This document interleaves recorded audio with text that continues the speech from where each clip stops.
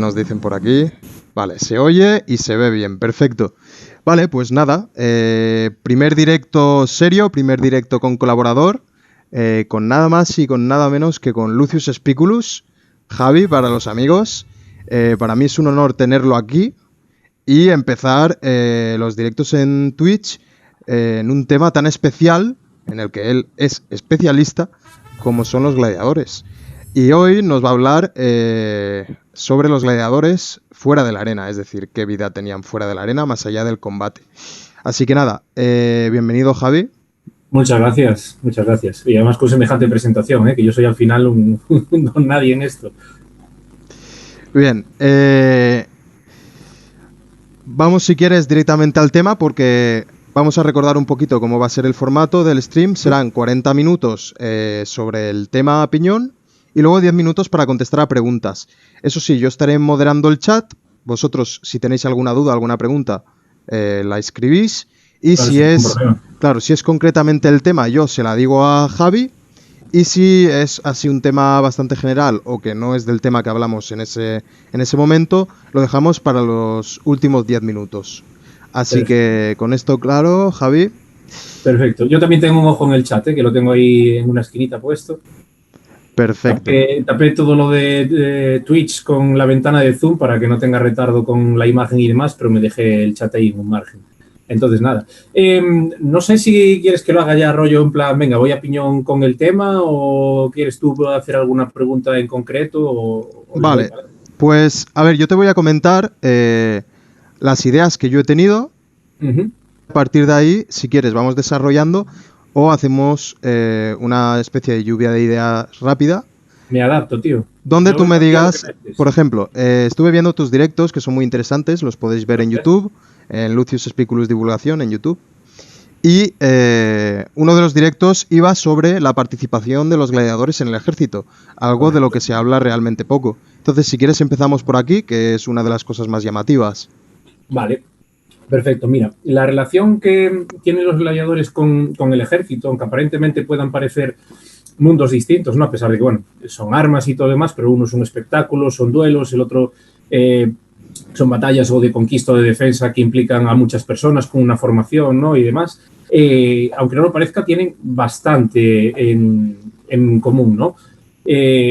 Si hablamos del mundo romano en exclusiva, ¿no? Porque gladiatura o aspectos parecidos a la gladiatura también se dan fuera, empieza esta relación hasta donde yo he podido encontrar o donde he podido leer hasta el día de hoy con Cayo Mario. Cayo Mario seguro que lo conocéis muchísimo, es el autor de las reformas del ejército, ¿no?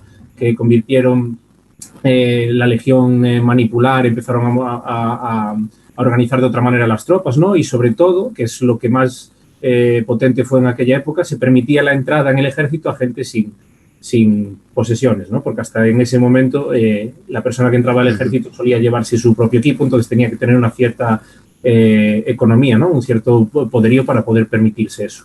Entonces llega un momento que, claro, Mario se tiene que enfrentar a la situación de que pierde tantos soldados en esas guerras y hay tan pocos reemplazos que llega un momento en el que todos sus soldados son bisoños, es decir, son novatos, por lo cual no tienen mucha experiencia en combate. Y, hombre, así a primera vista, sin ser militar, ni mucho menos, pues llevarte a un ejército completamente de novatos a una batalla contra ejércitos que están curtidos, pues no es muy buena idea, ¿no? Entonces, ¿qué se le ocurre a Mario? Pensar en los gladiadores. Dice, estos tíos llevan toda su vida luchando, viven por y para luchar, o sea, pasan el año entrenando para luchar 2-3 veces al año, con lo cual de esto controlan. ¿Por qué no los traigo al ejército, no como soldados, sino como instructores? Y así por lo menos mis soldados ya saben lo que es combatir uno contra uno, ¿no? Entonces se aprueba una ley que se llama la Lex Rutilia Rufa, en el 105 a.C., como dije antes, y esto permite que los gladiadores puedan entrar al ejército a formar a esos nuevos reclutas, ¿no? Esta sería la primera relación que tienen los... Paso páginas porque aquí tengo un montón de notas. Es la primera relación que hay de gladiadores con el ejército y de gladiadores desubicándose un poco de su contexto de lucha, ¿no? Esto nos lo dice Valerio Máximo. Después, si alguien está interesado en seguir leyendo cualquier cosa, que nos lo pregunte por el chat, que tengo aquí las citas anotadas, o por redes, o por donde sea, que se le pasa sin ningún tipo de problema. pero no es la única. Hay un personaje histórico que es sobrino precisamente de Cayo Mario y que es mucho más conocido aún, porque Cayo Mario puede haber gente que no lo conozca, pero dime tú quién no conoce a Julio César. Es decir, da igual a quién le preguntes por la calle, le preguntas quién fue Julio César y hasta el que menos sabe te dirá cosas como un militar romano, un general romano, un político romano, o sea, lo asocian como un personaje importante de Roma, ¿no? Julio César fue muy listo con este tema de los gladiadores. En la época de la República, tú cuando contratabas, tú imagínate que eres un político, ¿no? Y vas a dar un espectáculo en conmemoración de una fiesta, cualquiera, ya sea más importante o menos importante. En el momento en el que tú contratas los gladiadores, hasta el día en que es la lucha y se termina la lucha, esos gladiadores son tuyos. Es decir, imagínate que tú vas a hacer un espectáculo este sábado y lo contratas hoy, que es lunes. Bueno, pues de lunes a sábado, esos gladiadores son tuyos. ¿Qué hacen todos esos días? Son un ejército privado, al fin y al cabo. Puedes usarlo para lo que te dé la gana, ¿no?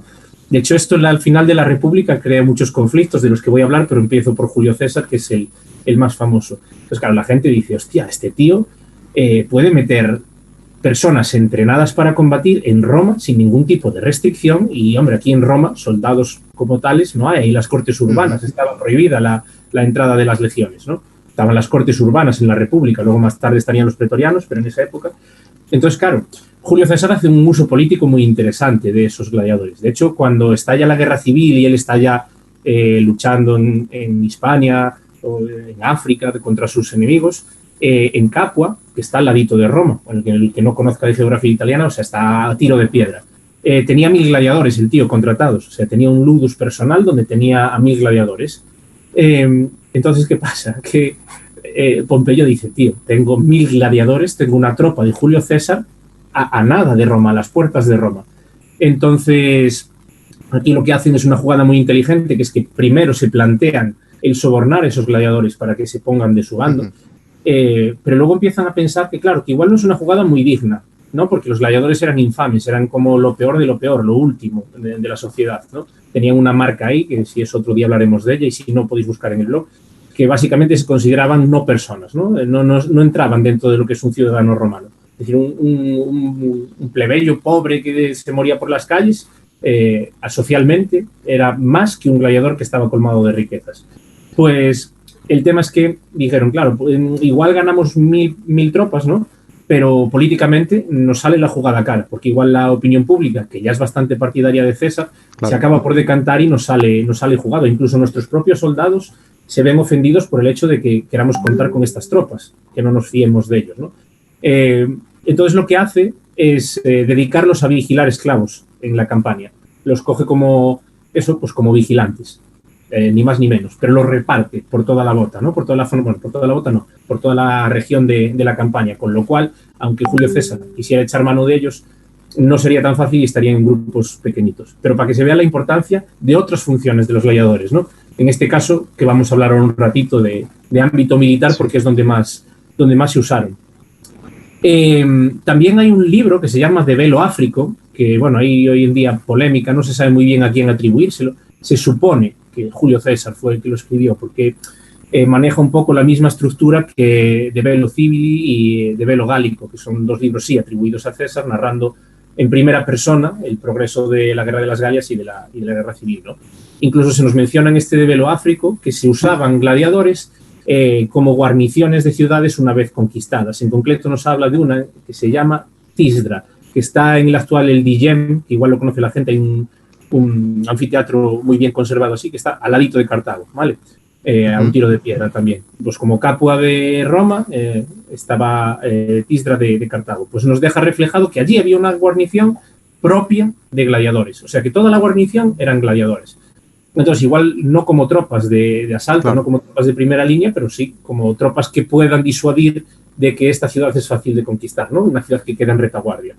El propio Marco Antonio, siguiendo con las guerras civiles, también usa a los gladiadores. De hecho, el tío estaba tan sobrado, tan convencido de que Actium, que esa es la batalla en la que pierde ya todo Marco Antonio, ¿no? Durante la guerra civil, y Octaviano se proclama pues ganador de esta segunda guerra civil, por llamarla de alguna manera. Estaba tan confiado que ya había preparado un espectáculo de gladiadores. Entonces había una isla cerca que se llamaba Cíficus, ¿vale? Que en esta isla pues estaban entrenando para el día de combate. Estaban muy bien pagados por Marco Antonio, por lo visto, según las fuentes, Marco Antonio pues llevaba una temporada trabajando con estos gladiadores. Y como que le cogieron cariño y le debían su lealtad, ¿no? Entonces, cuando estos se enteran de que la batalla de Actium no está yendo como se esperaba y que pierde Marco Antonio, salen de la zona donde están entrenando y se van corriendo a Actium a intentar ayudar a Marco Antonio. Por el camino son interceptados y, bueno, tampoco eran tantos como para poder hacer mucho daño. Pero está el rollo ahí, ¿no? De que estaban como tropas que iban a ayudar a Marco Antonio, no Marco Aurelio. Llevo diciendo un rato Marco Aurelio. Vale. Esto durante la época de la República y en torno a la figura de Julio César y de las guerras civiles. Pero hay más. ¿Te suena la conspiración catilina? Ujú. Bien, en la conspiración catilina también teníamos un grupo de gladiadores ahí orquestados por detrás, ¿vale? Como lo tenían como matones a sueldo para protegerse y demás. ¿Te suenan los idos de marzo, siguiendo con Julio César? Ujú. En los idos de marzo hicieron esta jugada de vamos a contratar un espectáculo de gladiadores, ¿vale? Para justo los días en los que tenemos planeado matar a Julio César y así tenemos una tropa, ¿vale? Voy a abrir aquí un momento una página que tengo aquí precisamente con unas notas, ¿vale? Que el rollo es que nos podemos plantear, hostia, pero entonces tenían pensado usar gladiadores para matar a Julio César. No, la idea, por lo que nos dicen las fuentes, que aquí, bueno, siempre hay que pillarlo con pinzas y hay que poner un probablemente delante, ¿no? Pero probablemente desde un principio estaba planeado que fueran los propios conspiradores los que asesinaran a Julio César, ¿no? Por aquello de erigirse como los salvadores de la República. ¿En qué lugar quedarían si lo hicieran los gladiadores, que eran unos infames, ¿no? Pero sí que es cierto que tenían miedo de que no saliera bien del todo, o de que incluso la gente se acabara postulando a favor de César, como pasó, o que los aliados de Julio César, como pudiera ser Marco Antonio, y demás, pudieran convencer al ejército para entrar, ¿vale? Entonces se procuraron esta tropa de gladiadores para salir de la ciudad en caso de que las cosas fueran mal, ¿vale? Y esto sí que es bastante probable que fuera así, porque no es una fuente ni dos la que nos dicen, hay un montón de ellas, y os leo las frases por extractos.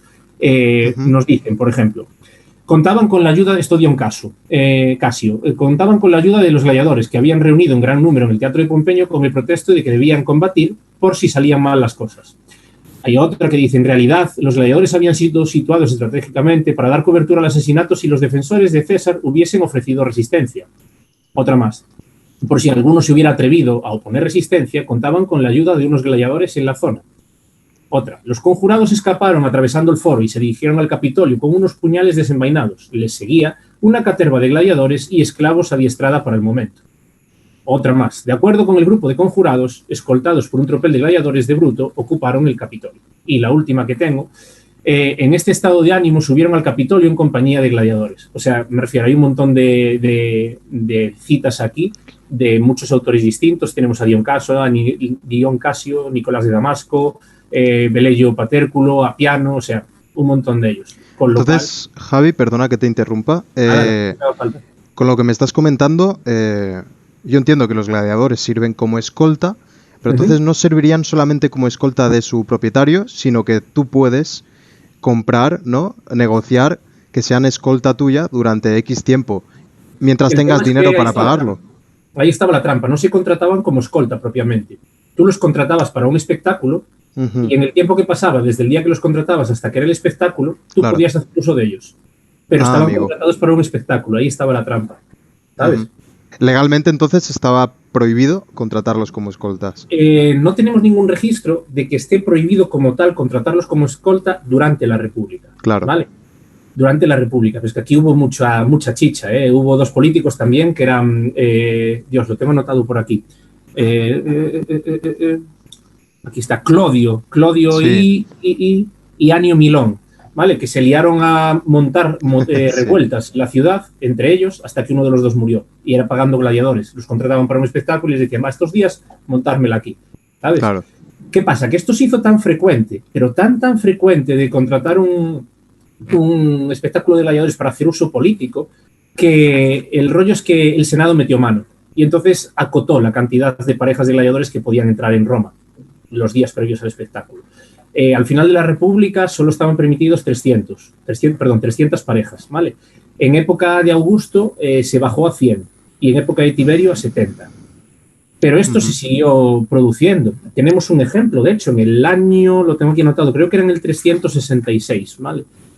Sí, en el 366 después de Cristo había un diácono, ¿vale? Diácono es un cargo alto de la iglesia, que opositaba, por decirlo de alguna manera, para que nos entendamos, al puesto máximo de la iglesia, que de aquellas no era el Papa, pero bueno, al final era la misma función, era la cabeza visible o el jefe de la organización, ¿vale? Y entonces él no contaba con todo el apoyo. Había otro que era Ursino, que había estado ahí muchos años ayudando a que se había dejado el puesto en vacante, tenía muchos seguidores y tal, y todo el mundo apoyaba a Ursino, y una pequeña minoría a Dámaso. ¿Qué pasa? Que Dámaso estaba forrado. Entonces Dámaso empezó a untar gente para que lo apoyara y tal, y como aún así no daba vencido a Ursino, se contrató a unos gladiadores y se montó una escabechina de la leche. O sea, en una vez que estaba en una reunión en la que estaban congregados el propio Ursino y seguidores de Ursino en una iglesia, que hoy en día, si no recuerdo mal, no me quiero equivocar, pero creo que la ubicación corresponde a Santa María Maggiore, hoy en día en Roma. Y, o sea, la lió tan parda que los tíos se encerraron en la iglesia y los gladiadores desmontaron parte del tejado para entrar adentro. Y dependiendo de las fuentes, varían las víctimas entre 170 y 350 muertes. O sea, pasaron a cuchillo todo lo que entregaron. Eso parece Juego de Tronos ya. Sí, como estas cosas seguían pasando, ¿vale? Llega un momento en el que Honorio decreta literalmente que ningún senador podía contratar gladiadores. Ninguno. ¿Sabes? Los espectáculos se tenían que hacer o bien a través del propio emperador o bien a través de negociaciones con un lanista y un editor particular, pero un senador tenía prohibido, esto aparece en el Código Teodosiano, tenía prohibido contratar gladiadores, porque se les iba de las manos. A la vista están, ¿no? los hechos. Nos hemos ido un poco del ejército, ¿no? Pero bueno, va saliendo así cositas y las vamos. Sí, eso está bien. Tengo aquí notas, no sé si serán correctas porque estoy tirando de memoria, pero puede que se usasen también durante las guerras marcomanas. Correctísimo. De hecho, hay varias ocasiones. Hablo de las guerras marcómanas ahora y luego te comento otra un poquito anterior. Las guerras marcómanas, que para quien no lo sepa ponemos un poquito de contexto, son unas de las guerras que libró Marco Aurelio durante su reinado. Bueno, reinado no, que no es reino, pero bueno, su mandato. Sí, durante su mandato, ¿vale? Que era una tribu germánica que realmente estaba bastante cerca de la bota de Italia, si no recuerdo mal, en la zona que hoy en día corresponde a Austria. Y bueno, el rollo es que Marco Aurelio tuvo la desgracia también de vivir una peste, una pandemia como la que tenemos hoy. Y claro, esto fue una pandemia, una peste que se trajo de la zona de Oriente, de Partia, y que la trajo el ejército. Adriano, échame una mano. ¿Cómo se llamaba el emperador de Marco Aurelio? Que no me sale ahora el nombre. Te lo miro porque... Emperador. Es que no me sale ahora el nombre. Luego ¿qué pasa? Que en el imperio yo soy más de república y de monarquía que de imperio. Sí, bueno, hay Lucio Vero, exactamente. Gracias chicos, que no me salía el nombre. Benditos comentarios y caja de comentarios. Pues nada, Lucio Vero se fue a la zona de Oriente en unas campañas militares y allí pillaron la peste. Y vinieron de vuelta y claro, y fueron esparciéndolo por todos los lados que pasaban. Palmó el propio Lucio Vero de esto. Entonces, es que me río de un comentario de estudiante de historia y luego lo comentamos. El tema es que el ejército se diezmó, pero brutalmente. Y Marco Aurelio tenía una guerra que librar a las puertas de Italia. Entonces, ¿qué hizo? Empezó a reclutar, pero a todo quisqui, literalmente a todo quisqui. De hecho, te voy a leer una cita que tengo aquí, que es de la historia augusta. Que bueno, hay que pillarla con pinzas, la historia augusta, que es un poco Sálvame Deluxe de la antigua Roma, exactamente. Pero como está hablando de condiciones paupérrimas, ¿sabes? O sea, de una cosa chunga, le doy un poco más de veracidad. Pero esto, pillarlo con pinzas siempre. Dice aquí, dado que entonces arreciaba aún la epidemia, restableció con gran escrupulosidad el culto a los dioses y, como se había hecho durante la guerra púnica, ordenó preparar a la milicia, en la milicia esclavos, a los que, como los bolones, dio el nombre de voluntarios. Equipó con armas también a gladiadores, a los que llamó obsecuentes, que traducido sería complacientes. Enroló también como soldados a ladrones de la Dalmacia y de la Dardania. Armó también a los diogmitas. Compró tropas auxiliares a los germanos para luchar contra ellos mismos. Y aparte de estas medidas, preparó a sus legiones como da diligencia posible para la guerra contra los germanos y los marcómanos. O sea, pilló a todo el mundo. Creo que armó 2 legiones completas, o sea, pillando de todo. O sea, vagabundos, ladrones, condenados, gladiadores. Y entonces se llevó una tropa completa de gladiadores para luchar en primera línea de batalla. que la necesidad pues acuciaba, ¿no? Entonces ahí tenemos una muestra del uso de gladiadores en el ejército, directamente como soldados. Y hay otra anterior, que es el año de los cuatro emperadores, que para quien no lo sepa, fue un año en la que se lió bastante, ¿no? A la muerte de Nerón. Claro, quedó un vacío de poder. Entonces llegó Galba desde Hispania para intentar conquistar ese vacío de poder. Pero luego llegó Otón, que se cargó a Galba antes de que llegara a la propia Roma o los días de llegar a Roma, y se quedó como emperador. Pero Vitelio juntó las legiones del norte y se enfrentó a Otón. Y entonces llegó Vespasiano con las legiones desde Siria y se cargó a Vitelio y ya quedó como emperador, ¿no? Pero todo eso pasó en un año. Imaginaros Roma ese año. O sea, tuvo que ser una locura, sí, una auténtica locura. Pues Otón, cuando acababa de derrotar a Galba y se preparaba para enfrentarse a Vitelio, dijo, tengo aquí juntados en una zona de Italia 2.000 gladiadores, ¿por qué no les voy a echar mano cuando estoy corto de tropas? Porque acabo de salir de una batalla, o sea, de una guerra contra un ejército, el de Galba, y me voy a meter contra otro que viene fresco. Entonces, eso, 2.000 gladiadores. Nos dejan más las fuentes reflejadas la cantidad de 2.000 gladiadores. Es más, nos dejan reflejado una cosa muy, muy curiosa, que es que se les hablaba, se decía que, claro, que era todo, ¿cómo decirlo? Que era una ofensa usar estos gladiadores, que no era honorable. Pero las mismas fuentes nos dicen que no era la primera vez, porque en momentos de necesidad todo general recurría a los medios que tenía. Entonces nos deja caer, no nos dice cuándo, no nos especifica, y yo no he encontrado fuentes que especifiquen más, pero nos dice que no era la primera vez que pasaba que un general usaba gladiadores. Tengo por aquí la ficha exacta, pero no tengo tantas cosas ahora aquí encontradas que no. Encontradas no. Bueno, después lo dicho, si a alguien le interesa me lo dice y lo busco con un poco más de calma, porque es que fijar, además la letra que tengo yo es muy curiosa, para todas estas historias. Entonces, vale, Javi, pues me preguntáis. Si quieres, el tema del ejército lo dejamos aquí, o sea, primer punto, los gladiadores participaron tanto como personal de entrenamiento como soldados, entre comillas, en el ejército. Sí, sí. Terminado con el tema del ejército, otras cosillas que he visto yo por aquí. Bueno, hemos tocado también el tema de la escolta también entre comillas. Sí. Y otro tema es, ¿qué ocurría con un gladiador cuando conseguía la libertad? Puesto que al final es una persona con habilidades marciales, ¿no? O, entre comillas también marciales, porque no son de guerra, pero con habilidades, con las armas. ¿Qué podía ocurrir? Porque también es un gladiador al final fuera de la arena, ¿no? ¿Qué pasa con los gladiadores que consiguen la libertad? Mira, tenemos aquí varias historias. Es que lo primero que quería dejar en este punto es que las fuentes nos dejan que este es un oficio que engancha, que es adictivo, ¿vale? Y anoté 3 citas en concreto, o 2, ya no sé cuántas anoté, 3, que lo dejan muy claro. 2 son de Ovidio, ¿vale? Una en su libro, en su obra Exponto, que dice de un gladiador, olvidando sus antiguas heridas, acaba volviendo a coger las armas. Es decir, que a pesar de que este tipo lo debió pasar mal porque habla de sus antiguas heridas y demás, sí, que no se puede resistir a volver a coger las armas. Ovidio también en otra de sus obras, en Tristia, nos dice, sin duda, el gladiador, aún vencido, repite de nuevo en la arena.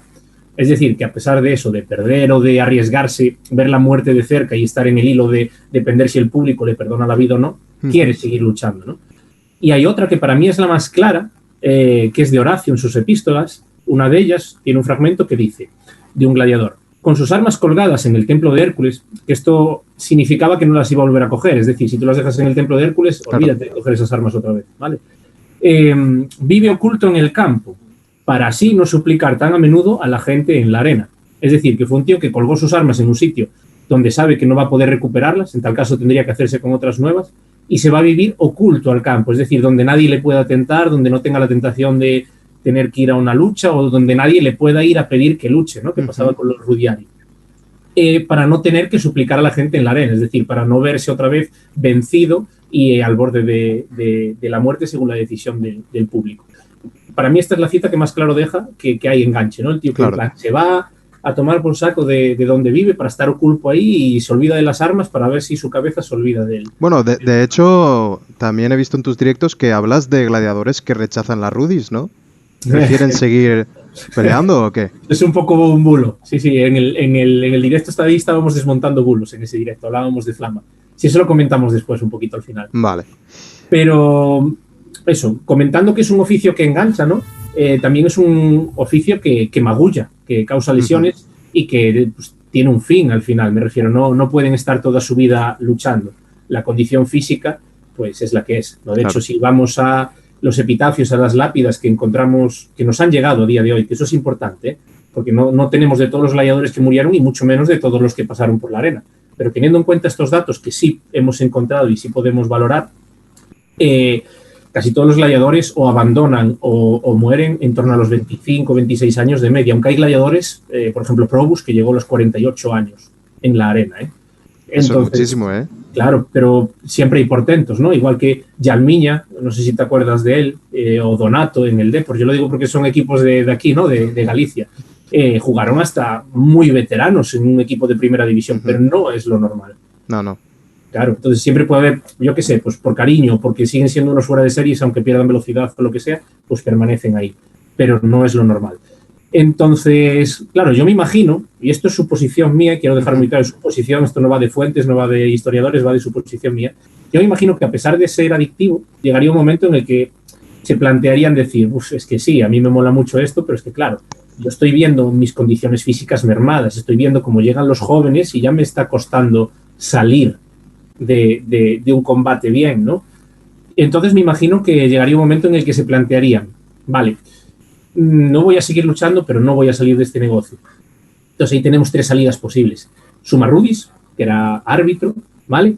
Magister y Doctore, que eran los tipos de entrenadores, era como el entrenador base y el jefe de los entrenadores, ¿no? Y Lanista, que Lanista es el encargado de un ludus, que lleva el negocio, ¿vale? De Summa Rudis y de Lanistas tengo fuentes concretas que lo pueden atestiguar, las tengo aquí notadas. Magister y Doctore no tengo fuentes concretas, pero sí que tengo libros de historiadores que lo mencionan, aunque dicen las fuentes hablan, no la mencionan la fuente en concreto y yo no he conseguido encontrarla, y también me parece una suposición lógica, ¿no? Que alguien que vaya a arbitrar pues conoce lo que es el deporte y los riesgos. Entonces, por ejemplo, de Summa Rudis tenemos en Pompeya una inscripción que está en el Corpus Inscriptorum Latinorum, el CIL, conocido, CIL 47991, por si alguien lo quiere buscar después, que nos habla de Telefus, ¿vale? Que Telefus es un antiguo gladiador que tras dejar la lucha acaba como Summa Rudis, pero no solo eso, sino que nos dice que después de pasar de gladiador a Summa Rudis termina su vida como Instrumentum Muneris, que esto lo que dicen diversos historiadores es que era un eufemismo para decir lanista, porque la palabra lanista tenía connotaciones negativas por el tema de que trataba con los infames, seguramente había sido infame, todo este tema, ¿no? Pero bueno, sabemos que al final lo que mandaba, ¿no? Era esto. Entonces, eras un infame, la gente decía, qué cosa tal, pero si tenías pasta, pues era de otra manera. De hecho, está ahí la dicotomía de los gladiadores, ¿no? Adorados y odiados al mismo tiempo. Y luego tenemos otro que se llama Marcus Iulius Olympus. Ojo, tria nómina, ¿eh? Esto es que ya era un tipo de clase, no era un nadie. Era ciudadano. Que está en Arles, también una inscripción del FIL, que en este caso es el FIL 9727, que nos lo describe como negotiator familiae gladiatoria. Que, por ejemplo, Alfonso Mañas, esta palabra en concreto, la define también como eufemismo para lanista, ¿no? Y es más, al tener la tria nómina y, bueno, más cosas que aparecen en la inscripción nos da a entender que no era un donaio, o sea, que era un lanista de renombre, ¿no? Que manejaba pasta y manejaba gladiadores. En cuanto a los magistri y los doctore, tiene todo el sentido del mundo, ¿no? Los magistri al final eran los que, tú cuando llegabas de gladiador a un ludus, lo primero que pasaba es que miraban si tú tenías agilidad, si eras más fortachón y más lento y tal, en función de tu constitución, de tus habilidades o de lo que se veía después de unos combates de prueba y demás, te asignaban una armatura, ¿no? Pues tracio, murmillo, retiario, una tipología de gladiador. Entonces había magistris específicos para cada tipología. Pues tiene toda la lógica del mundo que el que entrenaba a los retiarios hubiera sido un retiario, que el que entrenaba a los tracios hubiera sido un tracio, ¿no? No tiene mucho sentido que te entrene alguien que no sabe lo que te está entrenando o que solo lo ha visto. Sí, porque además yo me imagino que cada tipo de gladiador tendrá sus truquillos, ¿no? Como en todo. Entonces una persona con experiencia te puede dar consejos que solo se ven desde dentro. exactamente. Yo lo entiendo un poco así. Quiero recalcar que esto es una suposición mía, ¿eh? Y con eso sí que me gusta ser tajante. Entonces, claro, Magistris había muchísimos. Doctore, que al final es el jefe de los entrenadores, no creo que hubiera tantos. Y seguramente los ludos se pelearían por las viejas glorias, ¿no? Que tenían muchos combates y tal, para que fueran doctores. Claro. Para ver si contagiaba algo de ese talento o algo de esa disciplina o algo de esa técnica al resto de los gladiadores, ¿no? Entonces, fuera de lo que es el ámbito de escolta y de lo que es el ámbito del ejército que hemos ido viendo, lo más lógico y lo más normal sería que la salida más abundante quizá fuera esta, ¿no? Volver a reengancharse, pero en otra posición. Es decir, bien sea como Sumarrudis, bien sea como entrenador, o sea, Doctorio Magistri, o bien sea como propio lanista. Pues, no sé, sigues en el mismo círculo, ¿no? Y es un negocio que ya conoces desde todos los puntos. Yo me imagino también que no conozco ningún caso, pero no veo raro que con su capacidad de combate individual también alguna vez se fueran usados o fueran contratados como instructores personales para personalidades importantes. O sea, perfectamente me veo a un, no sé decir, a un futuro personaje, ¿no? Con 10 años, empezando con el mundo de las armas, y su padre, si tiene pasta, contratar a un gladiador con experiencia para entrenarlo. No te puedo asegurar ninguna fuente sobre esto. Podría haberlo Sí, yo no conozco ninguna, es suposición. Pero sí que te puedo asegurar, aunque no sé la fuente de memoria, claro, son muchas historias y yo no tengo cabeza para tanto, pero sí que sé que hay fuentes que lo dicen, de emperadores que entrenaban con gladiadores. Y antes de que la gente lo suponga, Cómodo no entrenaba personalmente con un gladiador, entrenaba con un atleta, ¿vale? O sea, las fuentes lo que nos dicen, porque muchas veces dicen, no, es que Cómodo al final lo mató un gladiador en los baños y tal. Hay esa, bueno, mala traducción o como quieras llamarle, que realmente era un atleta, que entrenaba con él, sí que es cierto, pero era un atleta, no era un gladiador. Pero sí que hay menciones, ¿no?, de gente de poder, senadores de alto standing, bueno, un senador ya está alto standing, y emperadores que sí que entrenaban de forma privada con gladiadores, sin armas a muerte y todo el rollo, simplemente por entrenarse en el ámbito privado, es decir, nada del ámbito público, ¿eh? Porque una cosa era contratar a un infame para que te enseñe cosas y otra que te vieran en público con ese infame. Eso es. Entonces, otra cosilla que te quería comentar es, justo, bueno, hace un tiempo publiqué en Proyecto un post sobre las familias gladiadores y, bueno, la fuente es Alfonso Mañas y leí que los auctorati, que si quieres puedes explicar también un poco qué es lo que son, dormían a veces en su casa. O sea, creo que eso choca totalmente con... Que los autorati dormían... Ah, sí, claro, sí. O al revés, no sé exactamente... Que iban a entrenar al ludus solamente. Entonces, a mí eso me chocó un montón porque tenemos la idea de que, claro, al ser, entre comillas, propiedad, pues con series como Espartaco, los gladiadores es impensable que salgan porque, claro, se van a fugar. Entonces, esa imagen de un gladiador yéndose con su familia y viniendo a entrenar me chocó un montón. Claro, pero es que aquí hay que diferenciar un término muy importante que es la voluntariedad de esa persona, ¿sabes? Es decir, las fuentes a lo largo de la historia de ingreso de gladiadores en un ludus son principalmente tres, ¿vale? Los prisioneros de guerra, que durante un tiempo fueron la principal, ¿no? Por una razón muy sencilla, que es que ya sabían luchar y ya estaban en unas condiciones para luchar. Había que domarles un poco igual el instinto de rebelarse y todo el rollo, ¿no? Porque venían de perder una guerra, pero al final luchaban, ¿no? Entonces, claro, tú no te podías fiar de dejar libre a una persona así para que volviera a ludus y siguiera luchando, ¿vale? Otra fuente eran los condenados, ¿no? El sistema penitenciario romano no era, no sé cómo decirlo, pero no tenía ese ámbito que tenemos hoy en día de reintegrar en la sociedad a la gente, ¿no? Tú vas a la cárcel para cumplir una pena y mientras estás allí, supuestamente, pues hacen ciertos programas, ciertas actividades, lo que sea, para reintegrarte a la sociedad, que seas una persona útil para ella y dejes de delinquir, ¿no? Pero en Roma la cárcel era simplemente un tránsito, un trámite entre que se te pillaba haciendo lo que estuvieras haciendo hasta que se te ponía una condena. Simplemente era para eso. Entonces había un tipo de condena que era la damnatio ad ludus, que era que se te condenaba a servir en un ludus durante X tiempo y si sobrevivías a ese tiempo, pues ganabas tu libertad, ¿no?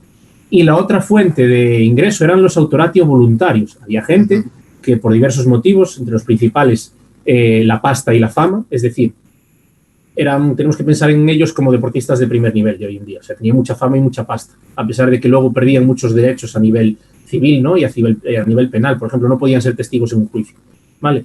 Pero había gente a lo mejor que tenía unas deudas de la hostia y se vendía a un ludus durante X tiempo a cambio de que pagara sus deudas, ¿vale? O simplemente decía, pues oye, mira, yo es que acabo de salir de las legiones, no me puedo reenganchar y lo único que sé hacer bien es combatir. Pues se metía ahí para tener dinero, lo que sea. O gente que no tenía dónde caerse muerta porque le iba mal la vida y decía, bueno, pues aquí como 3 veces al día, ¿sabes? Y tengo unos cuidados que no voy a tener como población. Entonces, son casos hipotéticos en los que entrarían, pero sí que sabemos que los autorati eran personas que entraban voluntariamente y como entraban voluntariamente y estaban allí porque ellos querían, sí que se les daba la libertad de solo estar en el ludus para entrenar y luego el resto de su vida hacerla fuera de ahí. Entonces, esos son los autorati. Se les llama autorati, de hecho, por el contrato que firmaban. Esto es importante. Un ciudadano romano no se podía someter a una decisión de vida o muerte si no había cometido un delito y era condenado a ello.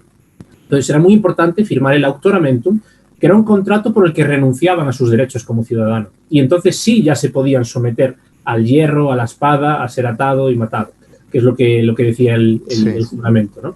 Y esto es muy importante. Y de hecho hay juristas actuales que analizan, de hecho subí un artículo hace poco luego sobre esto, que analizan este tipo de contratos y dicen que tiene muchas similitudes a los contratos de hoy en día de aquellos que son de la tipología de por servicio y obra. Entonces tú hacías un contrato en plan, pues voy a luchar contigo 5 años. Entonces tengo un contrato de servicio y obra de 5 años. Si sobrevivías, claro, si no. Si sobrevivías, claro, eso es. Pero no obstante, no morían tantos como pensamos. Sí. Los estudios más recientes calculan que entre un 5 y un 10% de los que pisaban la arena salían muertos. El resto sobrevivían. Claro, luego hay que ver temas de mutilaciones, de heridas graves y demás. Pero salir muertos de la arena, entre el 5 y el 10% se calcula. O sea, muy pocos realmente. ¿Tú crees, aprovecho esto, no tiene que ver exactamente con el tema, pero es una duda que me acaba de surgir? Tú que has entrenado en recreación, aunque se entrenase con armas romas o armas de madera, ¿hasta qué punto crees que se podrían causar daños durante entrenamientos que imposibilitasen el futuro del gladiador en los juegos? Es lesivo, es lesivo, ¿eh? De hecho, yo entreno, mira, con estas espadas que ves aquí. Bueno, esta no. Esa es una réplica de un pugio. Pero con esta de aquí, estas dos que se ven un poquito aquí, que son de metal y madera, luchamos. Y, o sea, y los golpes son intensos. De hecho, eso que hay ahí, blanco, es un trozo de escudo que rompimos después de una lucha. Y es lesivo. Es lesivo porque a veces los golpes dan en zonas complicadas. Yo, de hecho, estoy a la espera de una operación de rodilla, por eso, precisamente. Porque me entró un golpe en la rodilla y me destrozó el cartílago todo entre la rótula. Entonces, si eso me pasa a mí, que al final soy un recreador y aunque vayamos con potencia, tampoco vivimos de esto, ni vamos con la intensidad que seguramente irían ellos, y tenemos la técnica, porque yo tengo que trabajar, tengo que atender otras cosas y saco tiempo para entrenar. Ellos vivían para entrenar y luchar, pero sí que es lesivo y lesiones que te imposibilitan. Yo, por suerte, puedo mover la rodilla sin ningún tipo de problemas y demás, pero todo lo que son saltos, correr, hacer gestos demasiado bruscos, la rodilla me falla y me voy al suelo porque soy incapaz de mantenerme de pie. Entonces, imagínate esto un gladiador en medio de un combate. Claro. Entonces, enlazando con lo que hablábamos antes, ahora sí, ¿con qué ocurría con un gladiador fuera de la arena? En el caso de un gladiador herido que no pueda combatir, ¿se sabe qué ocurría con él? ¿Qué especulas tú? No tengo ni la más remota idea de lo que se hacía con él, sinceramente. Es que ni la más remota. Nunca fue un tema que me diera por investigar. No sé si hay estudios al respecto, tan siquiera. Yo tampoco lo había pensado, ¿eh? Ha sido una reflexión de ahora. Pero me imagino que no podría seguir luchando, obviamente. Y en un mundo como aquel, pues si pierdes el interés para el lanista, no creo que tuvieras mucha salida. A menos que fuera diario, cualquier cosa y pudieras cogerte un puesto pues de entrenador o alguna cosa. Por ejemplo, una lesión como la mía, igual luchar no, pero igual ser summa rudi sí que podrías. No lo sé, ¿eh? Esto simplemente hipotetizando, pero sin asegurar nada. Vale, pues hemos visto los gladiadores en el ejército, los hemos visto como escoltas, los hemos visto como propietarios o trabajadores en el ludus, los hemos visto como padres de familia, como voluntarios. Y bueno, tú tendrás, supongo, un guión más extenso que yo, pero yo tengo un último punto, que es el carácter sexual de los gladiadores. Es un tema que nunca estudié demasiado, la verdad, porque a mí al final lo que me interesa es sobre todo la lucha y demás, y me centro mucho ahí, y de vez en cuando pues toco aspectos un poco externos en función sobre todo de lo que la gente me va preguntando. Tiro mucho de la curiosidad de la gente que me pregunta cosas para luego yo formarme sobre eso, pero sí que es cierto que, o sea, había todo un mundo erótico festivo alrededor de los gladiadores muy importante. Y esto lo vemos en testigos de las fuentes que nos dejan cosas como que la sangre de los gladiadores daba vigor sexual, ¿no? Para gente, pues a lo mejor que tenía impotencia, cosas de estas. El sudor de los gladiadores también era súper cotizado, el sudor de un gladiador que acababa de terminar de luchar, incluso acostarse con un gladiador que según salía de la lucha ya estaba sudoroso y todo el rollo. Incluso hay hipótesis, hay una que o sea, es una de muchas, y de hecho hay tantas sobre este tema que no se sabe muy bien tal, pero hay en un cementerio de York donde aparecieron huesos de lo que se supone gladiadores, pero es que hay también cuerpos que aparecen decapitados, hay huesos de animales por el medio, aparece la tumba de una mujer rica porque su ajuar funerario es bastante importante y se le entierra en ese ajuar funerario también con símbolos o sea, con lucernas de gladiadores, todo ese rollo, en un cementerio donde se supone que eran todo infames, todo gladiadores. Entonces, ¿por qué esa mujer ahí? Entonces, una de las teorías que hay es que se relacionaba tanto con gladiadores que la gente al final decía, pues ya que te molaban tanto, ahora te enterramos con ellos, ¿no? Así, bueno, analizándolo un poco, ¿no? Pero es una de las teorías que circula, ya te digo, porque eso es un misterio, sobre todo el tema de las cabezas o sea, los cadáveres decapitados y todo el tema. Es un cementerio bastante interesante para estudiar y para que la gente que realmente controla, no yo, de esto, que vaya sacando teorías. Entonces, que había una fascinación por la figura del gladiador a nivel sexual, o sea, es una certeza. Ahora, ¿qué en concreto es lo que se hacía fuera de lo de la sangre y el sudor, que sí que está registrado? Pues ya no te sé decir ni me quiero atrever a asegurar nada. Pero incluso había mercado con los órganos de los gladiadores. O sea, tú imagínate todo lo que se montaba alrededor de la gladiatura. Se decía que un hígado de gladiador curaba la epilepsia, que le llamaban el mal de los dioses. O sea, imagínate todo el mercado que habría. De hecho, cuando moría un gladiador se le arrastraba a una sala que se le llama el Spoliniarium, que traducido vendría a ser algo así como la zona de despojo o la zona de despojar, ¿no? Donde se le salgaba la sangre, se recuperaban las armas, y me imagino que ahí es donde lo despedazarían y luego lo venderían, ¿no? Pues porque el tema del hígado de algún lado tendrá que salir. Respecto a la mujer de York, Mo Religiosus pregunta si podría ser una gladiatrix. Yo las teorías que he leído, ninguna apunta hacia una gladiatrix, ninguna.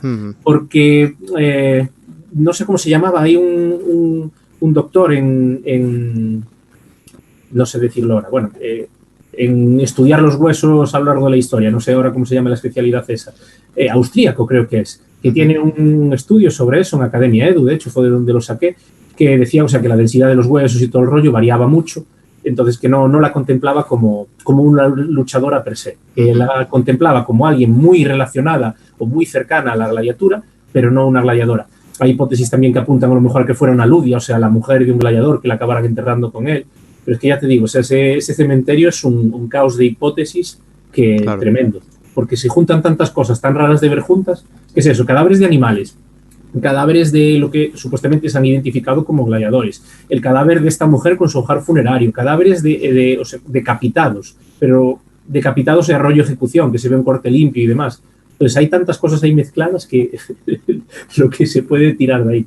Antropólogo forense, es la especialidad del hombre este, sí señor, que lo dice ahí Mo Religiosus.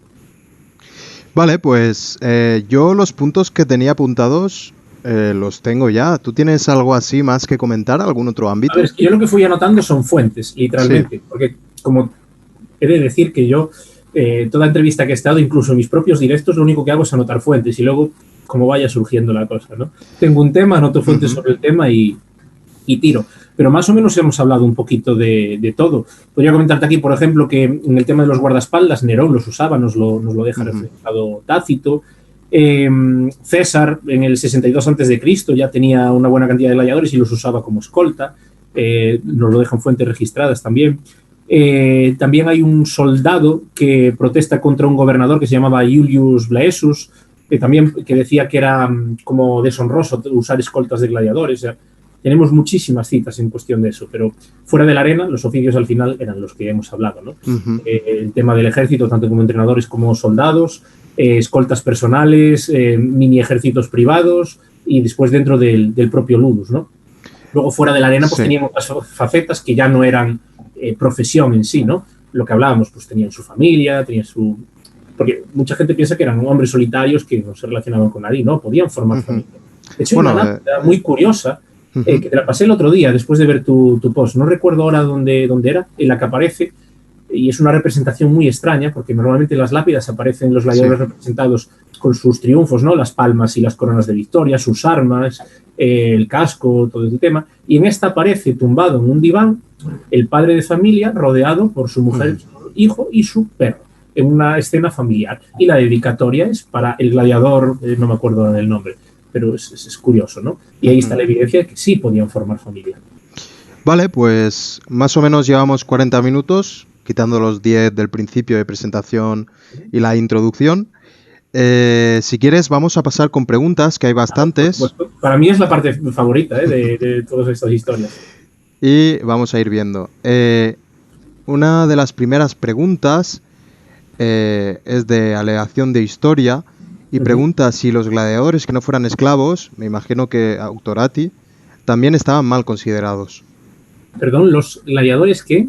Que no fueran esclavos.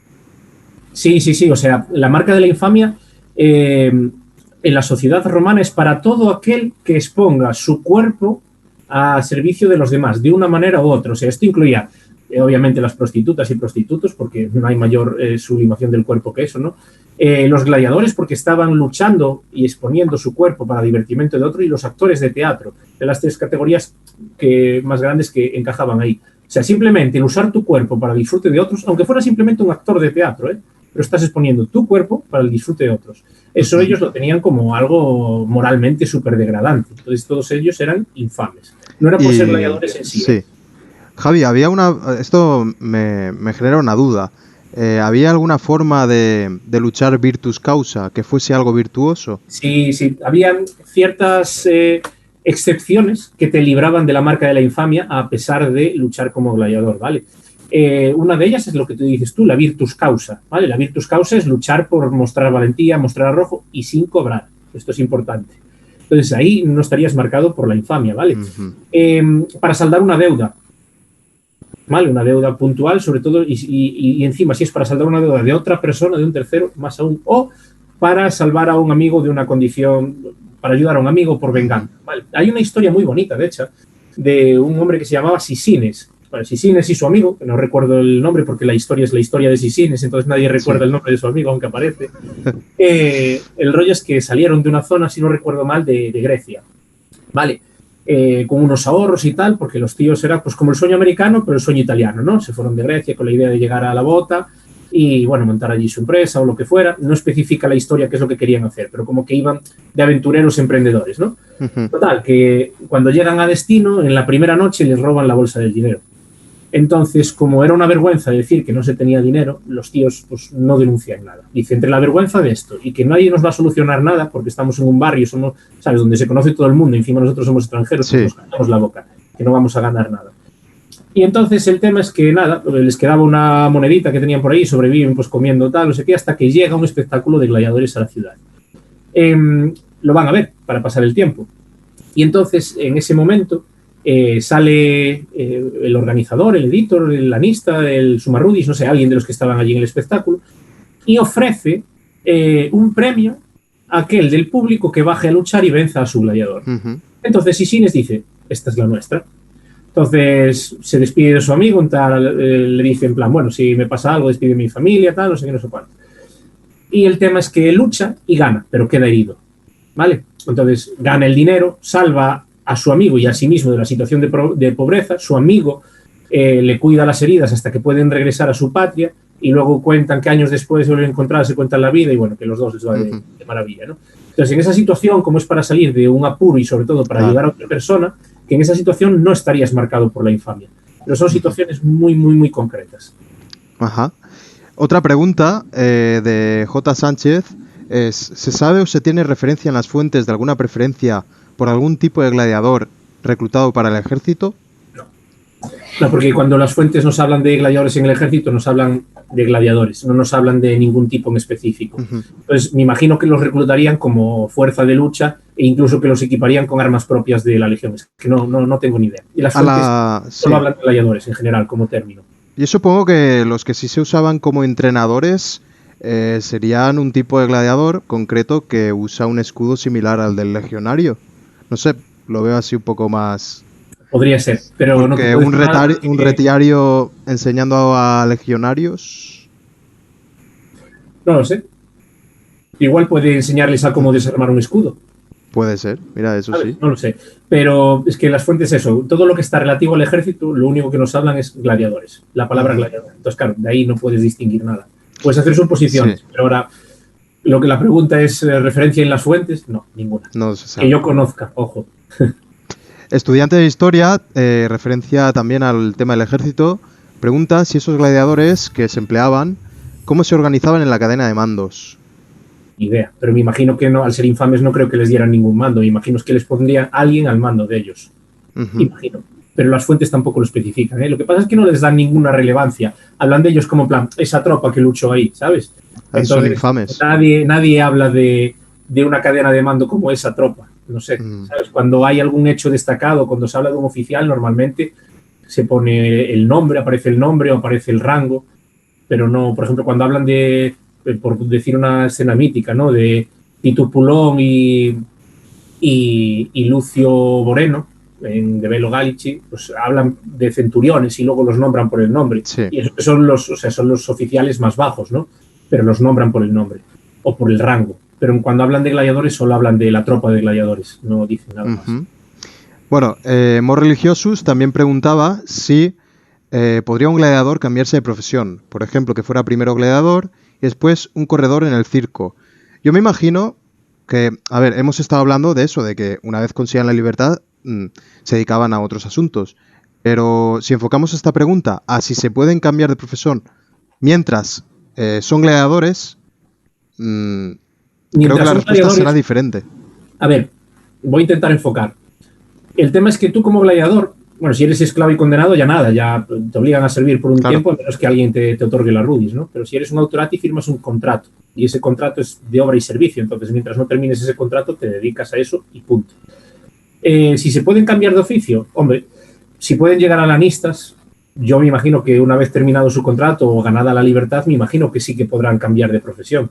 Aunque yo imagino que también con los forrados que saldrían de ahí, muchos harían la mítica de me compro algo en el campo, que los romanos Ujú. eran mucho de vivir en el campo, en grandes mansiones, grandes villas o lo que fueran, y dedico mi vida al relax o hago inversiones o lo que sea.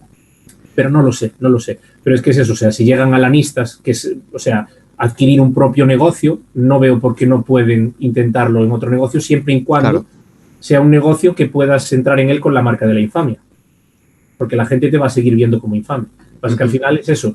Me refiero, la infamia la tienen en cuenta al final quien no está marcado por ello, clases más superiores. Un plebeyo le da igual que la pasta se la dé a un infame que se la dé a un senador. Me refiero, al final lo que le importa es comer al final de ese día, ¿no?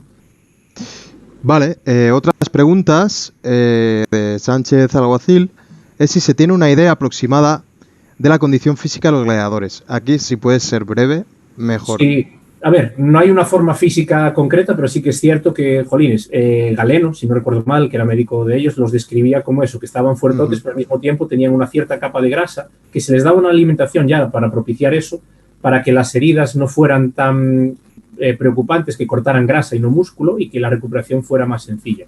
Entonces yo me imagino que será un físico mítico de obrero, de agricultor de hace tiempo, ¿no? Que es gente fuerte, pero con cierta capa de grasa.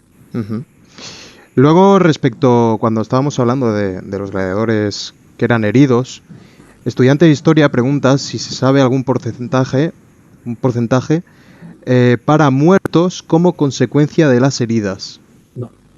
No, porque las lápidas lo único que te reflejan es si el combate acabó en victoria, acabó en empate o acabó en muerte. Entonces lo único que puedes registrar es eso, victorias, empates y muertes. Ujú.